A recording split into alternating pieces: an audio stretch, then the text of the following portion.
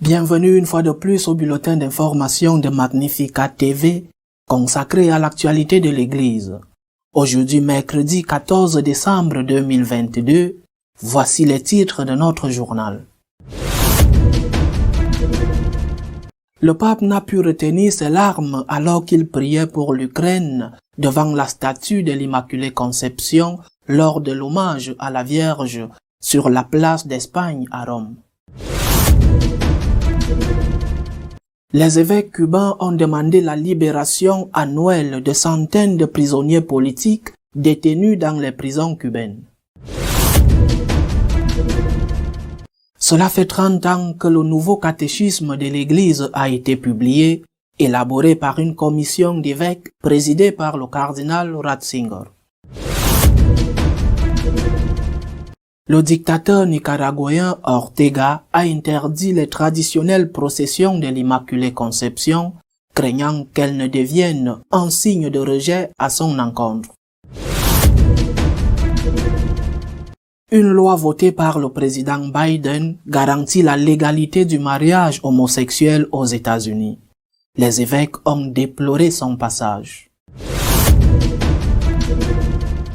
La situation tragique en Ukraine a fait couler des larmes au pape lors de son hommage annuel à l'Immaculée Conception sur la place d'Espagne à Rome. Le pape François est revenu après 2 ans de pandémie rendre hommage à l'image de l'Immaculée Conception près de la place d'Espagne à Rome et dans sa prière, dans laquelle il était visiblement ému, il a présenté à la Vierge les supplications des enfants, des personnes âgées, des pères et des mères, des jeunes de l'Ukraine martyrisés. Vierge Immaculée, aujourd'hui j'aurais voulu vous apporter les remerciements du peuple ukrainien pour la paix que nous demandons au Seigneur depuis si longtemps, a déclaré François, ému devant la colonne sur laquelle se dresse l'image de la Vierge Immaculée sur la place d'Espagne à Rome. Et, a-t-il ajouté, marquant une pause avec émotion, je dois encore vous apporter le plaidoyer des enfants, des personnes âgées, des pères et des mères, des jeunes de cette terre martyre. Mais en réalité, nous savons tous que tu es avec eux et avec tous ceux qui souffrent, comme tu l'étais à la croix de ton Fils. C'est une grande douleur, c'est une défaite de l'humanité, a déclaré le pape à certains des journalistes présents, tout en reconnaissant qu'ils étaient devenus un peu émotifs. J'apporte avec moi les préoccupations des familles, des pères et des mères qui ont des difficultés à équilibrer les comptes du ménage et qui font face chaque jour à de petits et grands défis pour s'en sortir, a déclaré le pape. La liberté des prisonniers politiques est l'une des demandes formulées par les évêques cubains dans leur message de Noël. Les évêques de Cuba demandent une fois de plus la libération des prisonniers politiques dans leur message de préparation de Noël, dans lequel les évêques du pays caribéen ont également exprimé leur solidarité avec les familles souffrant de l'immigration. Ce message ne tombe pas à n'importe quelle période de l'Avent, puisque cela fait 25 ans que le régime cubain a rétabli Noël et que Jean-Paul II s'est rendu sur l'île. Une visite rappelle la conférence épiscopale qui a marqué l'histoire des relations entre l'Église catholique et le régime communiste. Dans le communiqué, l'épiscopat cubain déplore que la réalité du pays soit marquée par une atmosphère de peur, de méfiance et de mensonge, et invite le peuple en ce temps de grâce à espérer au milieu de temps d'obscurité et de découragement. Les évêques ont eu une pensée particulière pour certaines familles qui tentent de quitter l'île par la mer. Ils ont rappelé que Dieu n'abandonne jamais ceux qui sont dans le besoin, notamment ceux qui souffrent de la faim, de la solitude ou du manque de liberté. Il y a 30 ans, le nouveau catéchisme de l'Église a été publié. Il a été élaboré sur une période de 6 ans par une commission d'évêques présidée par le cardinal Ratzinger. Le 7 décembre 1992, Saint Jean-Paul II a ordonné la publication du nouveau catéchisme de l'Église catholique qui a maintenant 30 ans. L'objectif était de réexprimer dans un langage plus conforme aux besoins du monde d'aujourd'hui l'éternelle vérité catholique. Les travaux ont duré 6 ans et ont été menés par une commission de 12 cardinaux et évêques et un comité de rédaction de 7 évêques diocésains spécialisés en théologie et en catéchèse, sous la direction de Joseph Ratzinger, alors préfet de la Congrégation pour la doctrine de la foi. Les prélats ont ainsi élaboré, en consultation avec des évêques, des théologiens et des exégètes du monde entier, ce qui est aujourd'hui le texte de référence pour la transmission de la foi catholique, divisé en 3 parties. La profession de foi, la célébration du mystère chrétien, la vie dans le Christ et la prière chrétienne. Un don véridique, profondément enraciné dans le passé de la Sainte Écriture et de la tradition apostolique, disait Saint Jean-Paul II, mais aussi orienté vers l'avenir et pour tous, parce qu'il fait appel au Seigneur de tous, Jésus-Christ. L'idée d'établir un point de référence pour l'annonce catéchétique est née en 1985 à la demande des pères synodaux à l'occasion du 20e anniversaire de la conclusion du Concile Vatican II. L'année suivante, les travaux du comité et de la commission ont commencé. La grande fête qui a eu lieu au Nicaragua à l'occasion de la solennité de l'Immaculée Conception de Notre-Dame n'a pas eu de procession cette année sur ordre du dictateur communiste Ortega. La dictature de Daniel Ortega interdit aux catholiques nicaraguayens d'organiser la procession annuelle de la solennité de l'Immaculée Conception de la Vierge. La tradition veut que les Nicaraguayens organisent une procession en honneur de l'Immaculée Conception le 8 décembre, mais cette année, cela n'a pas été possible car le régime de Daniel Ortega a interdit à l'archidiocèse de Managua d'organiser cette célébration. Bien que les paroisses se soient déjà préparées, notamment la paroisse de San José de Tipitapa, elles ont été contraintes d'annuler les préparatifs à mi-chemin après que la police nationale leur en ait donné l'ordre. Ce n'est là qu'un des nombreux actes de persécution contre l'Église menés par la dictature de Daniel Ortega.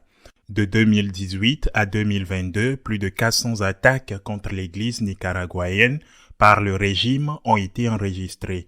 Des prêtres ont été emprisonnés, un évêque est en exil et un autre est assigné à résidence.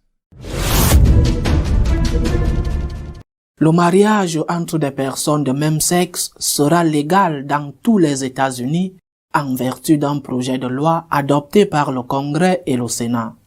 Les évêques ne sont pas d'accord avec elle. La Chambre des représentants des États-Unis a voté en faveur de la loi sur le respect du mariage, l'envoyant sur le bureau du président Joe Biden pour signature. Le projet de la loi, adopté précédemment par le Sénat, légalise de facto le mariage homosexuel dans l'ensemble des États-Unis. La loi qui abroge la loi de 1996 et reconnaît les mariages entre personnes de même sexe au niveau fédéral a suscité des critiques de la part des évêques catholiques qui estiment qu'elle ne prévoit pas de protection forte pour ceux qui croient que le mariage est l'union d'un homme et d'une femme, une croyance conforme à l'enseignement de l'Église.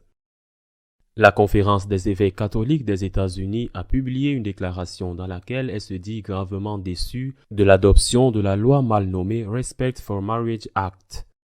Cette loi, disent les évêques, n'inclut pas les protections de conscience claires, complètes et affirmatives qui sont nécessaires pour les organisations religieuses et les individus qui défendent le caractère sacré du mariage traditionnel. Elle ne fera que contribuer à l'affaiblissement du caractère sacré et de l'intégrité du mariage dans notre société. Notre éditorial de cette semaine est consacré à commenter l'émotion du pape qui a prié pour l'Ukraine lors de l'hommage à l'Immaculée Conception à Rome. Cette semaine, jeudi, en la solennité de l'Immaculée Conception de Marie, le Saint-Père a renoué avec une vieille tradition interrompue pendant 2 ans à cause de la pandémie et est allé prier, rendre hommage devant la statue de la Vierge de l'Immaculée Conception qui se trouve sur la place d'Espagne à Rome. La Vierge y est une belle image élevée sur une colonne et lancée, rappelant à tous le dogme qui a été proclamé en bonne mesure grâce à l'amour que l'Espagne a toujours eu pour la Vierge conçue sans péché. C'est pourquoi le pape de l'époque a voulu placer la statue juste devant l'ambassade d'Espagne au Saint-Siège. Cette année, la prière du pape a été consacrée non pas exclusivement, mais surtout à la situation en Ukraine. Une situation si terrible, si dure, que le Saint-Père est devenu émotif pendant qu'il faisait cette prière. Il a dû l'interrompre quelques instants, car il ne pouvait pas continuer à cause des larmes qui coulaient de ses yeux.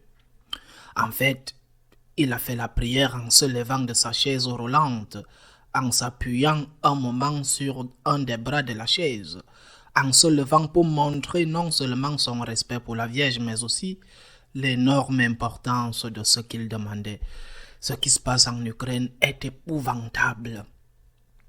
Un seul détail suffit pour montrer à quel point ce qui se passe là-bas est terrible.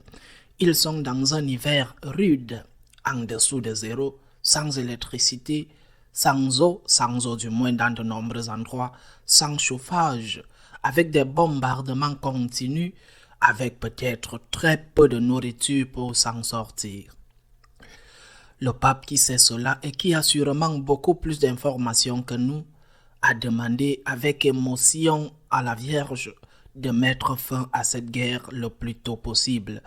C'est une prière que je pense que nous devrions tous prier et nous unir au Saint-Père chaque jour pour que cette torture qui se passe en Europe prenne fin le plus tôt possible. Le Saint-Père a dit: « Je dépose devant toi les supplications des enfants, des personnes âgées, des pères et des mères, des jeunes de l'Ukraine martyrs, Vierge Immaculée. Aujourd'hui, j'aurais voulu t'apporter les remerciements du peuple ukrainien pour la paix que nous demandons au Seigneur depuis si longtemps. Au lieu de cela, je dois encore t'apporter la supplication des enfants, des personnes âgées, des personnes et des mères, de ces jeunes de cette terre martyre. Mais en réalité, nous savons tous que tu es avec eux et avec tous ceux qui souffrent comme tu as été à la croix de ton Fils en te regardant, toi qui es libre du péché. Nous pouvons continuer à croire et à espérer que sur la haine, l'amour vaincra, que la vérité prévaudra sur le mensonge, que l'offense vaincra le pardon, que sur la guerre vaincra la paix, qu'il en soit ainsi. Je ne sais pas si la prière du pape va émouvoir les seigneurs de la guerre qui tirent les ficelles pour que cette terrible guerre continue. Je ne sais pas si ces larmes vont toucher les poches de ceux qui peuvent aider, et peut-être que dans leur esprit, ils ne vont même pas secouer la tête devant tant de douleurs et de souffrances. Mais alors, ne rien faire.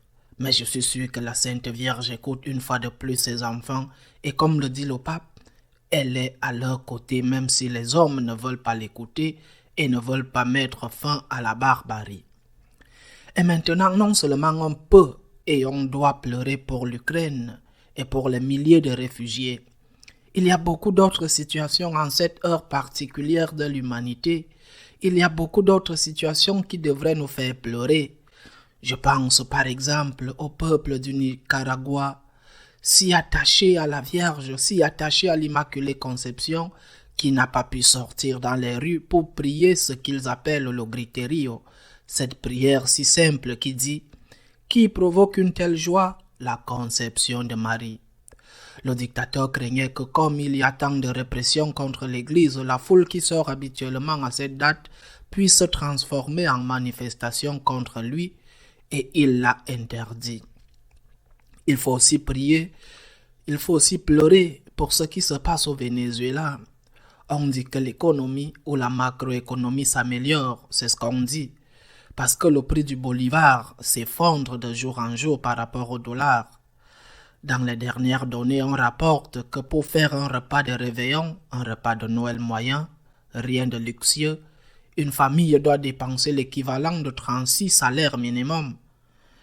En prenant l'exemple de l'Espagne qui est à 1050 €, où était à 1050 € le salaire minimum, on devrait dépenser pour faire le dîner du réveillon de Noël 36 000 €. La situation est terrible, il y a vraiment de quoi pleurer. Sans parler de verser des larmes abondantes pour ce qui se passe à Cuba depuis 60 ans, qui est la mère de toutes les dictatures communistes d'Amérique latine. Et si nous regardons d'autres endroits, pour ne pas continuer à faire le tour de l'Amérique, si nous regardons d'autres endroits, eh bien, comment ne pas compatir à l'épreuve que traverse le cardinal Zen de Hong Kong, qui a déjà été condamné, certes, à une amende, mais qui doit maintenant affronter un autre procès pour un faux délit, une fausse accusation. Mais c'est un crime encore plus grave, et comment ne pas pleurer sur le martyre de tant de chrétiens dans tout ce grand centre de l'Afrique, du Mali au Mozambique en passant par le Nigeria, où sont massacrés chaque jour, avec parfois des tourments cruels, des hommes, des femmes, des enfants, sur l'autel d'un Dieu auquel croient les fondamentalistes islamiques, qui pensent que leur Dieu prend un grand plaisir à ce que des victimes innocentes lui sont offertes. C'est une réalité tragique à laquelle nous tournons malheureusement le dos et qui donne vraiment à pleurer. Tout cela se passe dans le monde en cette veille de Noël. Et il semblerait vraiment qu'il n'y ait aucune raison de se réjouir, aucune raison d'espérer, entre autres choses, parce que ces jours-ci, beaucoup se précipitent dans une véritable orgie de dépenses, de consommation inutile, d'excès, même d'excès qui mènent au péché, au lieu de penser qu'il y a beaucoup d'autres personnes qui n'ont même pas l'essentiel, et pas seulement en Ukraine. Si c'est le cas, que pouvons-nous espérer? Que pouvons-nous espérer lorsque les nantis font la sourde oreille et que les démunis sont laissés sans défense par les nantis? Que pouvons-nous espérer? En réalité, notre espérance, il faut le rappeler jour après jour, notre espérance n'est pas dans la conversion des chefs de guerre et de ceux qui tirent les ficelles pour s'enrichir toujours plus. Notre espérance n'est pas dans un soulagement économique. Notre espérance est en Jésus-Christ, en cet événement qui, il y a 2022 ans, a eu lieu dans une grotte très humble, une grotte à brebis, une grotte très humble dans un village d'Israël, Bethléem de Juda. Là, dans cette grotte, une humble vierge nazaréenne a donné naissance à son fils unique, qui était un vrai homme, sorti de son sein, où il avait acquis la nature humaine, et qui était un vrai Dieu, la deuxième personne de la Sainte Trinité. Il n'a pas amélioré la vie des bergers qui sont venus après l'annonce de l'ange pour lui apporter le peu qu'ils avaient. Il n'a pas amélioré leur vie. Il n'a pas fait monter le prix de la laine ou la valeur des agneaux sur le marché. Et pourtant pour eux, pour les mages et pour nous tous qui avons connu ce Jésus de Nazareth, le Fils de Dieu, pour eux, pour nous, il a changé complètement nos vies pour une raison. Non pas pour que nous soyons en meilleure santé ou vivions plus longtemps ou soyons plus riches, mais pour que nous sachions que nos péchés sont pardonnés grâce à lui, grâce au Rédempteur, et parce que nous savons qu'il y a vie éternelle et que lui, avec sa miséricorde, nous y attend. C'est pourquoi il y a lieu d'espérance, parce que celui qui va naître, il manque très peu, est en effet le Seigneur de l'espérance. Mais en attendant, nous devons prier pour l'Ukraine, prions pour le Venezuela, prions pour le Cuba, prions pour le Nicaragua et pour tant d'endroits où des hommes souffrent de la main d'autres hommes, où la torture et l'horreur ne trouvent pas de repos. Ayons confiance en Dieu, en lui nous avons placé notre espérance, mais nous devons mettre la main à la poche pour aider ceux qui souffrent. Nous devons continuer à travailler pour la paix et la justice. À la semaine prochaine, si Dieu le veut. Si vous souhaitez être au courant de ce qui se passe dans notre église, vous pouvez le faire à travers notre page d'information magnificat.tv. À la semaine prochaine, si Dieu le veut.